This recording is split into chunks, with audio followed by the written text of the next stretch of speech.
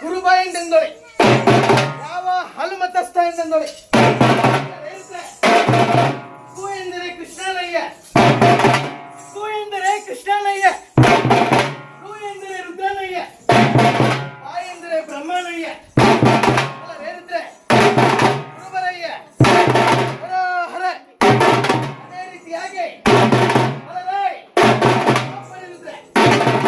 ಶಕ್ತಿಗೆ ರಾಯಣ್ಣ, ಶಕ್ತಿಗೆ ರಾಯಣ್ಣ, ಭಕ್ತಿಗೆ ಬೀರಣ್ಣ.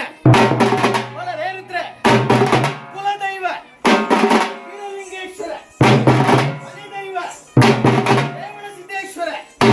ಅಲ್ಲವೇ ಅಪ್ಪರಿರುದ್ರೆ ಯಾವೈ ಹರ ನಿಮ್ಮ ನರಸ್ವರದಲ್ಲಿ, ನಿಮ್ಮ ನರಸ್ವರದಲ್ಲಿ.